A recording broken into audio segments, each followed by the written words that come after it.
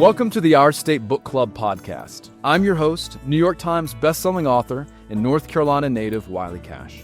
In today's episode, we return to the unincorporated community of Ridgecrest, where author and historian Dan Pierce relocated in 2015 after almost 30 years in the Department of History at UNC Asheville. Today, we'll discuss his book, Real Nascar, White Lightning, Red Clay, and Big Bill France, and we'll talk about his latent love for the sport and what took him so long to get to the track. Dan, thanks for joining us again.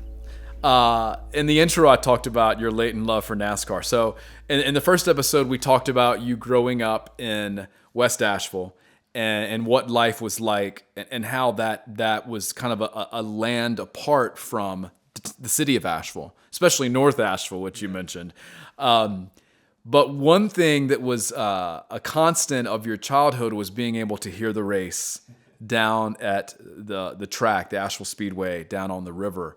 But you never went there. So can you talk about growing up in proximity to the track and what the community's feelings, the disparate feelings might have been about the goings-on at the track? It was a constant. I mean, they practiced on Wednesday nights, and then on Friday nights, from April to October, basically, they had a weekly race, and you could hear it all over West Asheville, and so it was kind of a constant, and I could always hear it, but it was something I never went to. I had friends that did. I mean, the one thing you always heard about was, kind of the line, I went to a fight and a race broke out. Yeah. Because that was a constant, that somebody was getting in a fight and drunken, disorderly conduct. Humpy Wheeler, who was the longtime head of Charlotte Speedway, but an early promoter, said, a stock car race was not a place you wanted your daughter to go to. Yeah. And so it had that reputation. And Baptist preacher's kid, it was not something that was definitely not encouraged in my household. And again, that whole thing of kind of getting away from your redneck roots, it was not something that I wanted to embrace because it did have that whole kind of image, I think, in lots of ways, particularly at that time. So yeah, it was something that I was kind of running from, and so was not attractive to me, at all for a long time. So once you got older and more deeply involved in the history of Appalachia, the history of North Carolina, the history of Western North Carolina specifically, did you feel like you were fighting against kind of those, intrinsic stereotypes that you had when you thought about NASCAR, when you began thinking, am I going to write about this? When you went to your first race, do you feel like you had to do some self investigation about some of the stuff that you thought about it? Well, it didn't take me long, I think, once I actually went to a race, because that was the thing. I had this kind of road to Damascus kind of experience where I went to a race in 1994 at Bristol Speedway, and tell people who might not know what that means, Bristol, what that track is like. Yeah, well, it's about double in size now. It's about 80,000 then, but it's in a bowl, and it's just, it's a short track. There's lots of, what they call beating and banging, going on. And this was a time, when I went to my first race was when Dale Earnhardt was at the peak of his career. Richard Petty still racing at that time. Darrell Waltrip, a lot of the greatest drivers were driving at that time, and Jeff Gordon was just coming into the sport at that point and doing really well, and so there was a real, particularly between Earnhardt fans and Gordon fans. Oh my gosh, man, it was just a morality play in many ways. Yeah. Which is always so interesting to me because I never felt that beef between Petty fans and Earnhardt fans. No. But here comes Jeff. I don't know if he was too handsome, if he was too young. California. That's it, yeah. And he's a milk drinker, this clean cut image and all that. But it really made a really powerful contrast. It was like Duke and Carolina basketball. Really. Actually, and that's a part of the thing of the Duke Carolina thing. It's as much, if you're a North Carolina fan, it's as much of hating Duke as it is loving North Carolina. Sure, yeah. And so it was as much of loving Earnhardt as it was hating Jeff Gordon. Sure, sure, yeah. And so that just makes it more intense. And so that was the thing that really impressed me, because I'd been, around a lot of big-time rivalries in the sports. Of course, Carolina, Duke, and then went to the University of Alabama, and that was an eye-opener. That is an intense rivalry, sure. Alabama-Auburn. I'd been to Rupp Arena and seen in basketball. I'd seen intense fan devotion, but I had never really seen anything like what I saw at that race. And so that immediately I said, man, there's something here, and so, it really made me want to look deeper into the sport. And one of the things I think, that is part of my context and culture, just being, the son of a preacher, but also just families on both sides with, front porch storytellers, sure, and so loving a good story, and then getting deeper and deeper into that and just thinking, wow, this is a great story. So I wanted to tell it. That's so interesting. So your introduction to the sport was Bristol. That's like drinking out of a fire hose in terms of the intensity and the number of people and how they stack the seats, the sound coming up out of that bowl, the short track. Since then, is there another track that you really enjoy going to, or you've had another experience, maybe a bigger track, Talladega, Charlotte, that you've had, or Daytona, another track that you've really enjoyed, maybe for different reasons? Yeah. I love Martinsville. Yeah. And another short track. For a variety of reasons. One, that track was built about 1946, 47, somewhere around there, by a guy named Clay Earls. And Clay, that was one I was trying to confirm, more. And Junior Johnson said, "Oh yeah, he was big time." In fact, into moonshine. For those of you who didn't see the first episode. Oh yeah, he was big time moonshine. And then I was able to find in newspapers, accounts of him being busted for different things and stuff like that. But he's the one that, and actually, the track itself, was built with money, made from the moonshine bit. Yeah. Finance the track. And I always have to be careful how I say this, because I don't have direct proof, but there were good reasons. There were advantages to owning a racetrack, because no one really knew how many people came through the turnstiles. Yeah. Nobody knew how many hot dogs you sold or anything like that. Yeah. And so there were possibilities there that I won't go into detail. Sure. Yeah. And again, because I don't have proof that happened, although I do have some folks that have told me that yes, indeed, that did happen. But the history of that track is just so attractive to me. Now, the winner of the track gets a grandfather clock, which I think is kind of cool, but I think they ought to get it like a moonshine still. Sure. Like Yeah. that, But it's just such a great track. It's it's a short track, and again, to me, that's the big tracks have their attractions, but that kind of history of the back to the roots of places like Bowman Gray and New Asheville Speedway and Hickory and places and North Wilkesboro, where people were beating and banging, racing very close to one another. To me, that's the essence and of it what was NASCAR was all about. Almost solely on the driver to navigate that. Actually, with less input from the so it wasn't aerodynamics and stuff like that so much, as it was. I mean, grit teams with guts. more money won more, but but there was always the possibility that someone's going to surprise. And what's so interesting for our listeners and viewers who may not know, Bristol, your first track, just across the border at Western North Carolina, and then Martinsville just across the border, just north of Eden. So the proximity of those two places from the helm of NASCAR, first in racing, to go back to your license plate idea from the first episode. We'll be right back with Dan Pierce after a quick break.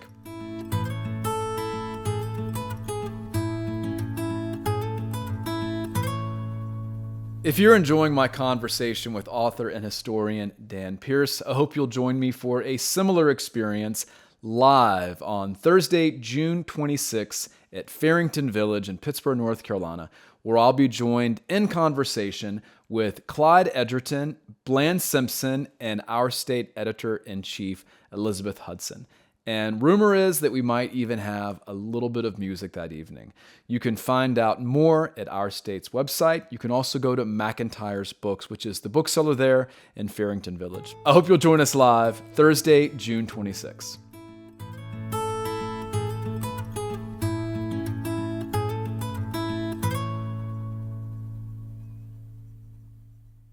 This podcast is produced by Our State Magazine, celebrating North Carolina travel, food, history, and culture since 1933.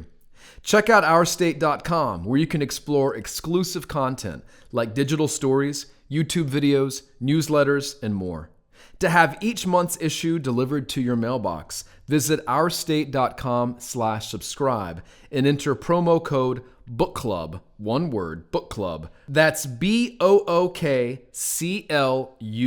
for $5 off any regular or gift subscription.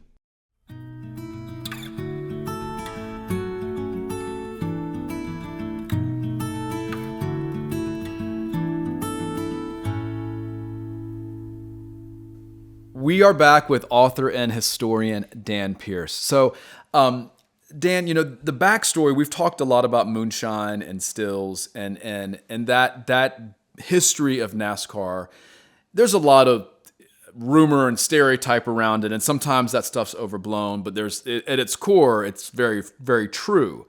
But what people don't know, and what I didn't know until I read the book, was the impact that stock car racing and car culture had on mill culture. Can you talk about racing and cars and the mill culture of the North Carolina Piedmont especially? Yeah, this is, this fits in so well with, my interest in terms of working class culture. And of course, if you know anything about North Carolina mill culture, there may not be another group of people that have been more denigrated. Sure. The whole lint head thing and just even saying the word mill culture was sure. People would look at that and say, "What do you mean by that? How can those people have any culture?" But that was one of those things. It's like so many things. The deeper you look, the more you find, and just. When you look at these people who've been so denigrated and who did have an incredibly hard life, and they the conditions that they labored under, and then the thumb of the mill owners sure. that they existed under, not just at work, but in their homes, because they were living in these mill towns, these mill villages, and so people don't credit them with much. But one of my favorite history books is a book called Lint Head Stomp that really traces the roots of bluegrass to mill culture. I mean, Charlie Poole, there's so many people that came right out of the mills. And so when I was starting to look at it, you think about rural people, and, Junior Johnson, came out of that rural culture. And a lot of the earliest drivers were people who were in the moonshine business, and then, in rural areas, but their markets, their chief market were the mill towns in North Carolina. That's their most reliable market. And, but the second generation of drivers and really the places where tracks were built were places near a lot of mill workers. Mm-hmm. And so they became really the first, the audience for early stock car racing, early NASCAR. And then in the second generation, it was the mill culture that produced the drivers. Yeah. And I think this is also one of the reasons why I was initially not a fan, but then the more I learned, became a fan of Dale Earnhardt. Sure. Because he was really about the last NASCAR driver who worked in a cotton mill. Yeah. And so, but so many of them came out of that culture. And so, and it's understandable, because they're really, to advance in that community, the most reliable way was if you had some sort of mechanical ability, if you could work on the machines in the mill or whatever. But there was also this real, the meaning of the automobile to those people. To be able, that was the one way that they could actually express some freedom. Sure, absolutely. Was through owning an automobile, and of course, being relatively poor people, you had to be able to work on them, and so again, these people like Junior Johnson or Buddy Schumann is a great example from North Carolina, who just had a genius. Lee Petty, they just had a genius for working on cars, and it was a way to move up. In terms of your economic circumstances, but also your social circumstances. So since we've been talking about drivers and cars and races, I wonder if you'll close us out with your top 5 drivers, either your favorites or the most historically or culturally significant. Well, my favorites are ones that are historically significant. Perfect. And I've already mentioned and talked about Junior Johnson, and so he's always and just the way he drove. I mean, there were times I can't remember which, it may have been North Wilkesboro, but where he gets bumped. He goes up over kind of the berm, over the bank, and then he drives through the grass, comes back over, and gets back in the race. It's just, just stuff like that. And he just went wide open. Another one I really love is Curtis Turner, who was.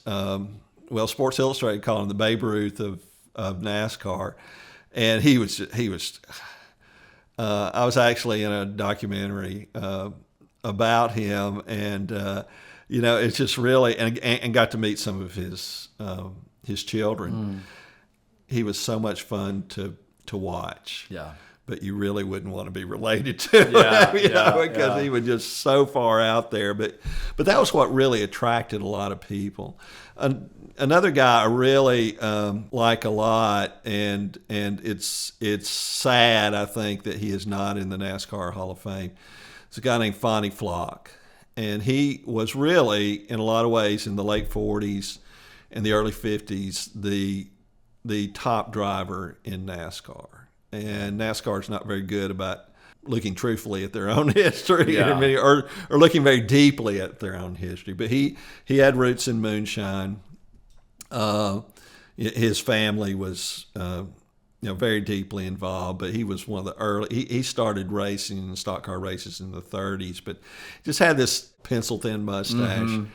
But he would race in what he called Bermuda shorts, Bermuda, and Argyle socks, and he was no flame-proof material back then. Oh gosh, no, yeah, and a helmet on your head. There's Smokey Unick said it gave you about as much protection as a turtle shell, and Fonnie Flock was going to entertain you. Sure, for sure. So I love him and.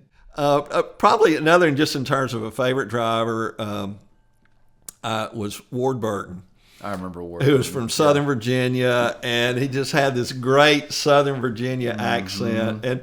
But Ward appreciated a lot of things. I think he really appreciated the history of the sport, and he also, he was he came across, with this thick South Virginia brogue, but he thought a lot about education and reading and stuff. And in fact, unfortunately, I've never met him. I would love to, but he and Sharon McCrum became fast friends. Oh, really? Sharon McCrum, the author, the novelist. Yes, the Appalachian novelist. And Sharon actually wrote a book.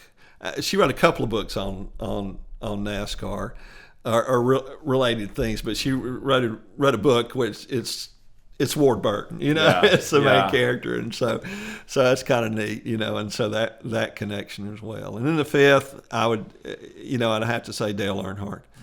Although I was not a fan for much of his active career, I think I grew to appreciate him more and more. Yeah.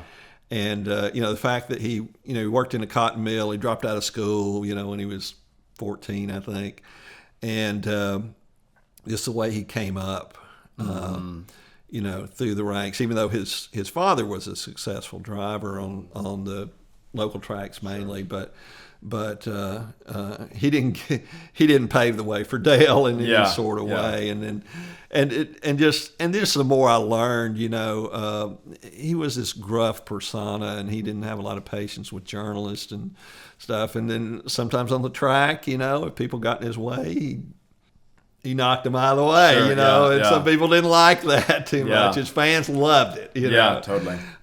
But particularly after his death, just talking to people that knew him well and finding out some of the things that he did in terms of, and I actually saw one time, and it made me understand. The closest I ever got to him was in the Talladega infield.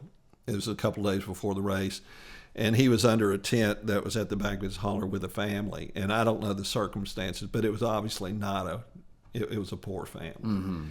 But the attention that he gave them and the way that he related to them, just like, what, you know, this is something. But I heard more stories about him reaching out to, you know, kids who had cancer or something like that, and just and he would absolutely kill you if you publicize that. Sure. Anyway. Yeah. And so just that that aspect of him, and just, you know, what he meant to the sport. And also, when we think about Dale Earnhardt, you know, I grew up playing basketball, 1980s, 1990s. So I loved NASCAR, but not the way I loved basketball, not the way I loved Michael Jordan. And people talk about, you know, Michael Jordan's a killer and Kobe Bryant and Derek Jeter. And I always would say Earnhardt is the same. He had the same mentality on the track that Michael Jordan had on the basketball court, that do anything to win, you know. Yeah. And I have to, you know, I'll break the rules here. I have to mention Richard Petty. I mean, there's so many I can mention. Sure. Yeah. Of I mean, course. for one thing, Richard Petty was very kind to me in lots of ways, and just is just such a gentleman. And He's like the Dolly Parton of NASCAR. well, in many ways, you know, and people don't understand Richard Petty. You know, how big he was. Oh, my God. Because yeah. I remember in the 60s, you know, every time there was a presidential election, you probably saw around here more Richard Petty for president bumper stickers than whoever the candidates were at the time. You know, he was that popular. And again, just such a gracious person. You know, he never turned down anybody for an autograph, and of course, 200 wins. I mean, you know, almost 100 more than second place. Yeah. So, you know, just an amazing career, and again, such a just a genuinely kind person in many ways. Yeah. Like I said, the same about you, Dan. So thank you so much for joining us today. This has been a lot of fun. Thank you, Wiley. What might it be like underneath the sunrise in a state of flight? Coming back on me, it seems wonderful, the wandering mountain birds on a beach. Never moments ever wasted, turning away from your love. Honeybees, gardens of sweeter fruit, never tasted, no turning to other things. Will you be, will you see, sweeter fruit, never tasted, don't turn your back on me. Mountains pushing into the sea, mountains